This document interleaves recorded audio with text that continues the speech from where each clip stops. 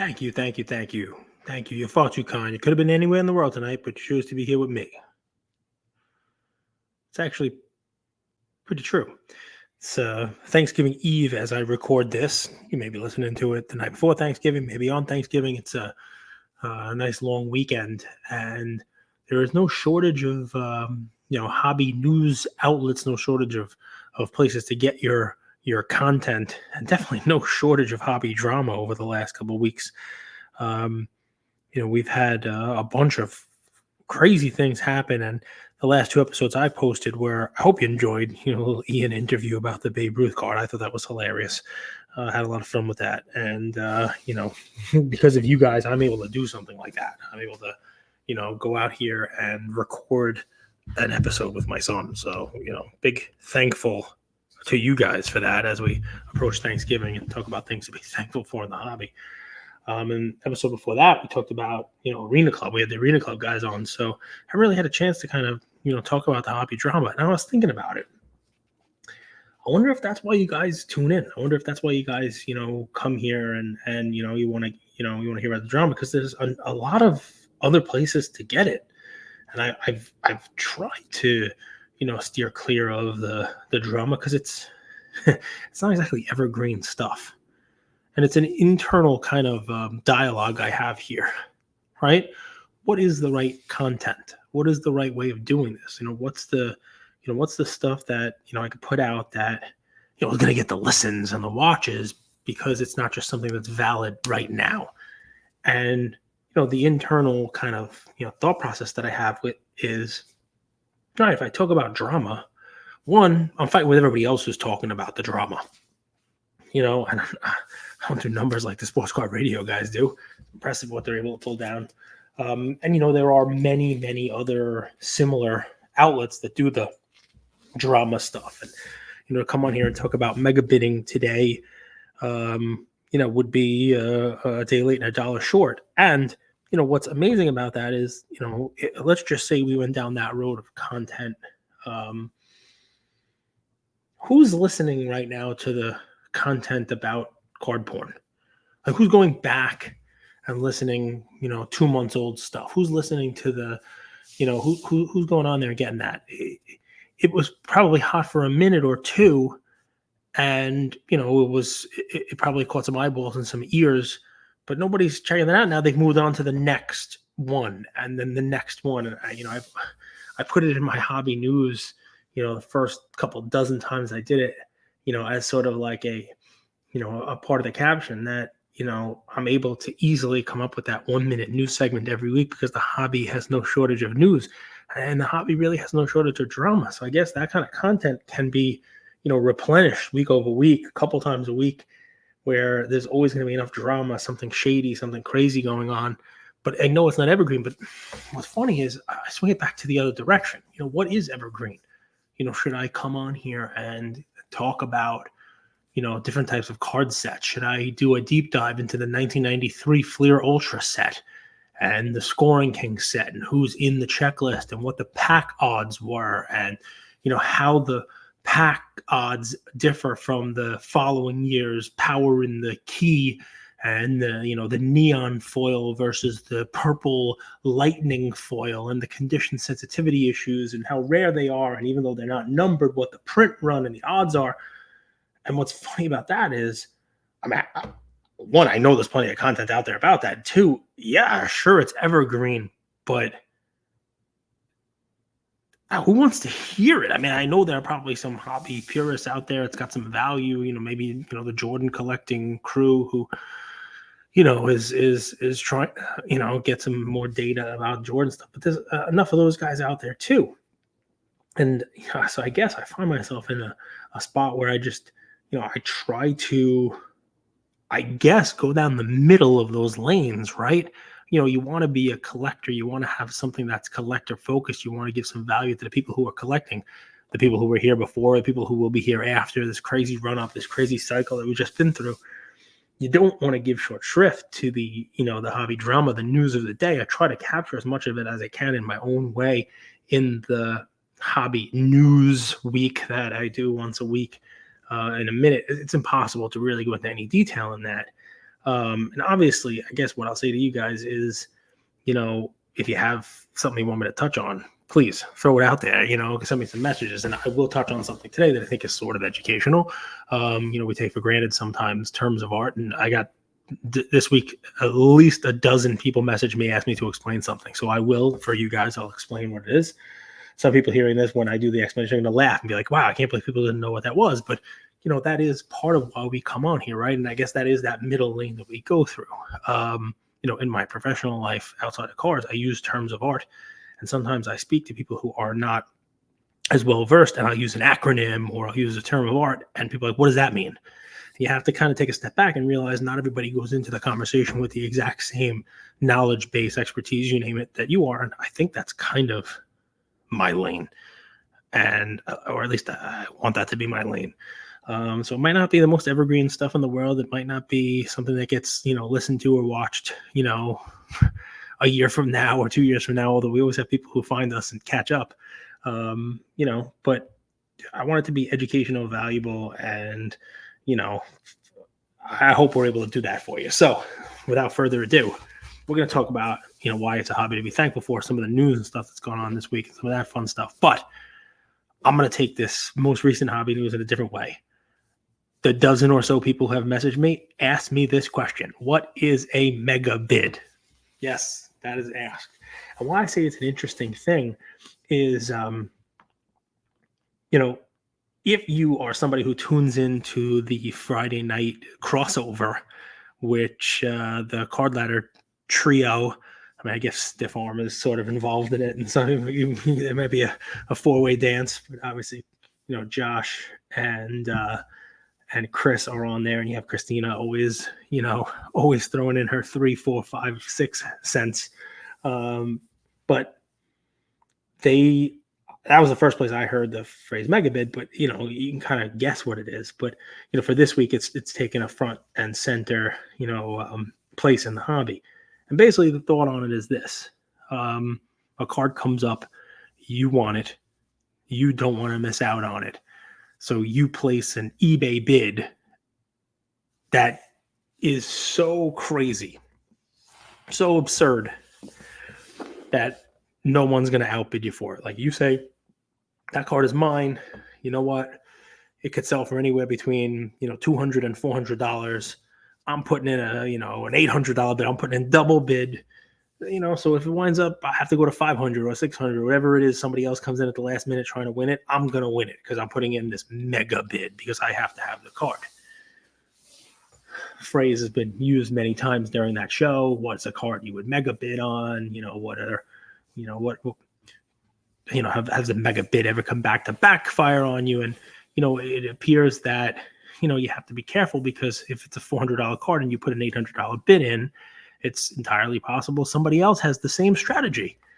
And, it's a card that not only you want, but somebody else wants. And if somebody else has the same idea as you and they bid $790 and you bid $800, all of a sudden you're going to win the card for $800. And you're sitting there thinking to yourself, all right, this is a $400 card in my estimation. I just won it for $800. What do I have to do? Well, there's your mega bid. That's your answer of what a mega bid is for the many, many people who inquired about, hey, I'm lost, what's a mega bid? And it's, like I said, it's become a front and center issue this week in the hobby. Got to be careful. So there's that. I would say, eBay sniping tools are probably getting a little bit of a boost this week. You're able to put kind of a bid in and they bid it up for you at the very last second. Seems like a worthwhile endeavor in this mega bid climate. So there's that. Hobby to be thankful for. We do another 10 minutes for you. Couple things to be thankful for. If you watch the news, you saw a bunch of stuff going on in the hobby, a bunch of mergers and acquisitions. You saw HGA was purchased, you saw Starstock was purchased, and you saw Leaf was purchased. Interesting stuff, right? Because, consolidation wise in the hobby, you have sort of like the haves and the have-nots, right?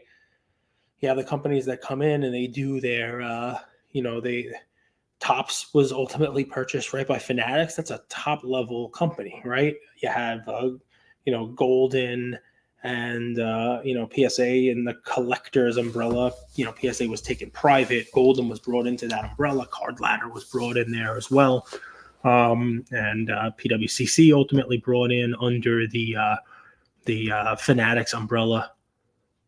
Some of these companies that you saw, taken over, bought out, merged this week. Leaf, I'm sure is a profitable enough company, but in the card manufacturing world, it is a distant third to the companies with all the money and all the licenses. Your Fanatics now, or Topps, Fanatics, and Panini.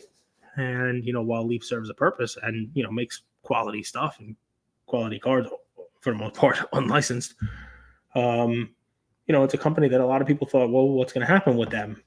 Well, now you know. They got bought, and we'll see what happens with them after being bought. Star Stock is a company. Last week I had an idea something was going on with them because I was getting messages from a lot of folks saying, hey, my Star Stock account is dead. The website is dead. I can't get in there. I still have cards. I still have cards there. And they were purchased by Brendan Steiner's company, which, if you're anywhere in the tri-state area, Steiner probably, outside that area as well. But a lot of Yankee memorabilia, a lot of, it's a big name here. We'll see what comes of them. And, HGA also, if you want to rank the grading companies that are out there, HGA is definitely not in the, not in the top three. I mean, I don't think I'm saying anything by volume. I mean, you see the gem rate reports that come out. They only really track 4 companies right now between Beckett and PSA and SGC and CGC, right? So, interesting to see that those guys are also being bought. It's funny because this was a year sort of consolidation in your own PCs and your own collection. I've been saying that there's going to be some consolidation in the hobby as well. The next area I'd be curious about, because you see kind of grading had this boom and all these smaller graders kind of popped up to compete because there was this glut of cards being graded, and I don't know that that's happening now. I don't know that as many cards are being graded, and I don't know if as many cards are being graded by companies other than those big ones. Unless you have something else going on. Arena Club has their own market. Tag is bringing a different sort of, transparency and technical expertise to grading. HGA, I think they had like a horizontal slab, and they had some fun labels, but they don't have their own marketplace like an Arena Club does that they bring to the table. So it's interesting to see that, and it's not surprising to me that there's going to be some M&A action. The next space to me that seems ripe for this is breaking, and twofold, right? Because you had this rise in the hobby, the rise of participants in the hobby, and money being spent in the hobby, and breaking has sort of been the last bastion of that, the last place where people continue to spend their money. But you have your Fanatics Live now, which is turning into a juggernaut, if not already a juggernaut. I've never been on it. Well, I'll throw that out there. I don't have the app downloaded. If there is an app, I've not been invited to do it. I tried to get on a stream last week when a basketball card guy was on it. I just couldn't do it. Maybe I'm just too old. I couldn't figure out how to get on. But you have their app, Whatnot, who was huge and still competing with with Fanatics. You're talking about your drips and your loops and whoever else you have out there doing the live selling platforms. Card Shop Live has basically shut down, unless I have their press release wrong. I don't think they're continuing activities. That's an interesting thing, right? Because you have Star Stock being bought. You have this M&A. You would have thought maybe Card Shop Live or one of those entities might get rolled up. My thought was you could see a Whatnot sort of as a number 2 buying a number 3, like maybe Whatnot, Drip, Card Shop Live, like Loop, like all kind of merging in to have one bigger competitor to Fanatics Live. I think that space is right for you to take over, or like I said, we saw one kind of, go by the wayside. That could potentially happen. And the trickle down on that is individual breakers, there are ones who are going to, be the Fanatics Live breakers. You can kind of see it. I took a picture today, and it's the same 5 names that you've seen on there basically since the rollout. I'm sure that'll expand to 10 names or 15 names, and they'll basically be, the Fanatics breaking crew. Whatnot has their people also, and that's going to be an interesting place. Breaking was a fun spot where during this, during this run up, this COVID cycle that we had, anybody was a breaker. You can go to, Walmart, Target, luck out and grab some blasters and come on Instagram and just, go live and break. Then all these kind of apps came out where it was easy for you to get on and do it. And, we were on them ourselves on Whatnot. I was on Drip. It's the ease of use is even Grandpa here is able to get on there and use it. But nobody's breaking those blasters now. They're staying on the shelves at Target. I don't think there's as many people doing this stuff. The price of the products have gone up. The amount of things that you can hit in those products has gone down. And breaking is now sort of like, you got Blez doing their thing over in this corner. You got Backyard doing their thing. You got Leighton doing their thing. You got breakers. And you got some stores doing breaking and stuff like that. But it's, it's an interesting space, and I can see that kind of, going through some consolidation as well, especially now that we see that sort of in the air. Some of these other companies starting to be, kind of gobbled up. Thankful. Let's go with this. As big and bad of a boogeyman as, Fanatics is, and how, we like to joke about how, 10Xing the hobby is just this, rallying cry that seems impossible. They're doing this buyback again, this MVP buyback. And, Acuna's base cards is definitely not worth $20. I don't even think Ohtani's base cards are worth $20. You might have a decision to make if you have a really nice, out of 99 or 75, definitely 50, Ohtani refractor from Chrome that you think might PSA 10. I don't know whether I turn that in for $200. When it was Paul Goldschmidt, sure, take my cards and give me $20. Give me $40. Take this, refractor. Ian and I opened up enough boxes that I think we have one numbered Ohtani. It's like an aqua blue refractor to 199. I still think I'm going to take the $100 for that. I do. Couple refractors of each and a bunch of base. I think I tallied it up yesterday, and the case of Chrome that we opened, I think we have about $360 back, just from the Ohtanis and the Acunas, which is great. How do you beat that? I forget what we paid for the case, but that's a good chunk back, even forgetting about, the rookie cards and the Corbin Carrolls and the Volpes that I sold on Arena Club. That's an interesting thing.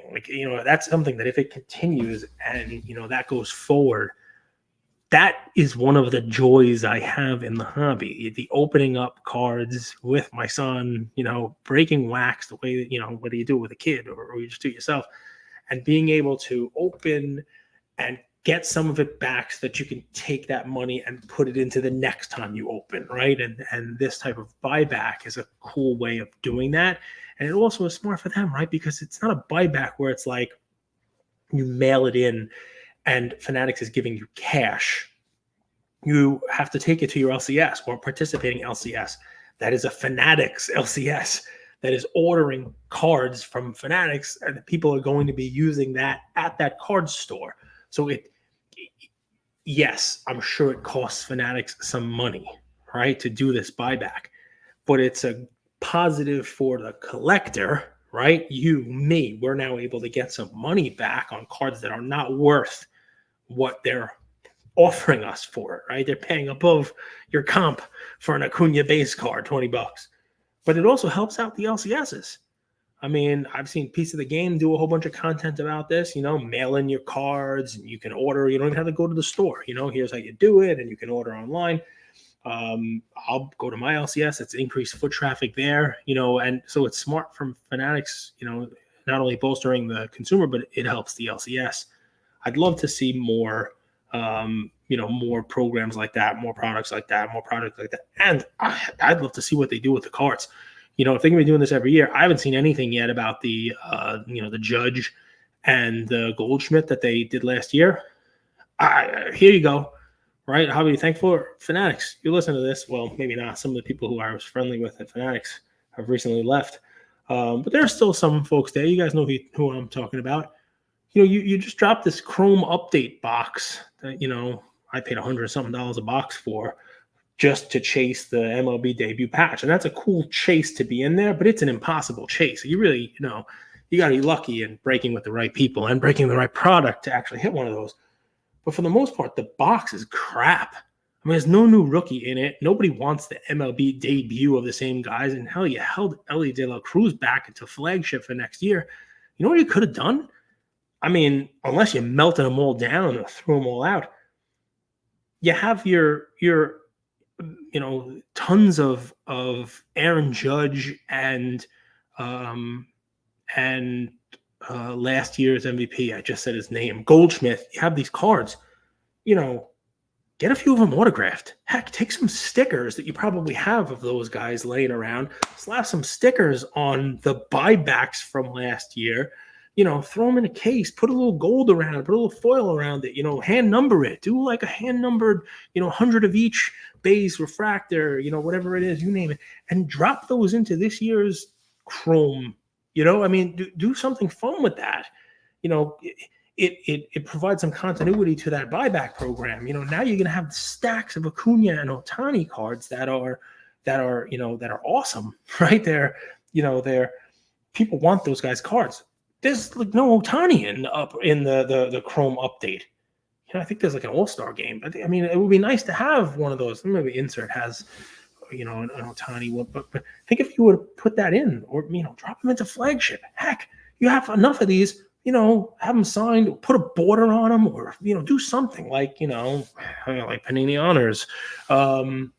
Do something where those cards get inserted. Insert them into Series 1 flagship, Series 2, like throw them into update, throw them across your products. Why not? It's just another thing to chase, and it provides continuity into this, and maybe you get some value back, for the cards that you're buying. Maybe it becomes a chase.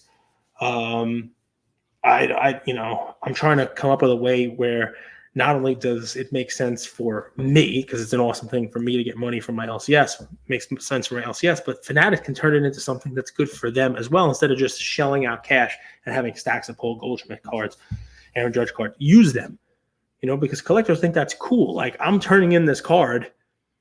The process then is it goes to my LCS. The LCS sends it to Fanatics. What's going on with it? Okay, well, we'd love to see it. I think it's a cool thing to see what happens next with that card. So anyway, I'll get off my soapbox about that, but it would be fun, for you guys to also carry that through and maybe, get some value out of the money that you're, buying these cards back for. Next. We had a lot of fun. I'll touch on one more issue and I'll let you guys go and get to your families and Thanksgiving and all the fun stuff, maybe even starting to, decorate for Christmas. A lot of people do that. I'm going to be doing it myself. IRS rules changed, and I'm gonna take it from a couple of different perspectives. One, if you have gains from your card, you should be reporting that anyway. That is not this new pushback again. Doesn't mean I don't have to report. I don't have to pay taxes. You have to pay taxes. That's true. Why it's relevant is this: there are people out there who have held back selling because of this, who haven't sold because of this, because the way it works is, let's just say you sell $20,000, $30,000 worth of cards, even if you sold it at a loss, right? And a lot of people are in that boat, right? They bought cards a year ago, 2 years ago, and they sold them this year to try to either cash out or because, they're tired of the value of the card they bought coming down. They emotionally bought it. And basically they've spent $30,000, they've only got $20,000 back. Guess what? There's no taxes on that. I mean, I'm not a CPA, consult your tax professional, but if you bought something for $30,000 and you only got $20,000 for it, that's a $10,000 loss. The problem is with the new rules, if you did that and more than $600 and you did it through PayPal or any of these third-party processing vendors, including the auction houses, they're going to send you a 1099 this year that says you sold $20,000 worth of cards. And then when you report your taxes, you're going to say, even though they're sending me something that says $20,000, I have a loss of 10. That's going to, people are afraid that's going to have some eyeballs on it. And there are a lot of people out there who are selling hundreds of thousands of dollars worth of cards at losses. And they were fearful of this too, because, you're going to get a 1099 from a company that says you sold $500,000 worth of cards, even though it cost you $550,000, and you're going to say it's a loss. It's an interesting thing to be presenting on your taxes to the IRS. Yes, this company says I sold $500,000 worth of them, but I really didn't make any money. Really? Wow, that's kind of silly. Well, now, for the most part, that 1099 is not coming. So I would imagine that people are going to be sending in their cards now at the end of the year to try to get under that. Who knows? Maybe they'll push it back again. But the thing was, basically 2 years ago, this was supposed to go into effect. It was a 2021 change. It was supposed to go into effect for 2022. So when you filed your taxes in 2023, the PayPal third-party, payment processing rules used to be, and they still are now, if you have 200 transactions totaling more than $20,000, PayPal, any other payment processor, Venmo, you name it, will send a 1099K. Was supposed to be 2022. They were going to drop that down to just $600 with no minimum transaction, which would catch almost anybody. That's anybody would get caught up in that. You're talking about I went to lunch with friends. And, you do that a couple times a year for 150, 200, 300 bucks, boom, you're over that 600 threshold. And, that's not what that's supposed to do. Last year they pushed it back and they said, okay, we'll make this a year where you can figure it out and everybody can prepare for it. And, everybody expected 2023 to be the year where when you file your taxes in 2024, this will be there. But yesterday, the IRS came out and said they're pushing it, kicking it another year. So I imagine that, there's going to be some folks out there, rushing to, to sell some stuff by the end of the year. Maybe that'll mean some bargains for you. Because usually November and December are pretty soft periods in the hobby. Usually easier to get more bargains here. It's a little bit of a lighter time. People, need money, spend it on the holidays and that kind of stuff. So there's my two noteworthy, newsworthy things for you. And there you go. Thank you very much. Listen, I'm thankful for each and every one of you guys. I want you to enjoy Thanksgiving. Don't get too crazy into the hobby drama. And maybe open up a pack of cards or something like that and have some fun. I'm bringing cards to the house I'm going to. They got a couple of kids. I'm bringing, holiday packs from Topps for the kids to open. So enjoy. We'll talk to you soon. Take care, everybody. Happy Thanksgiving.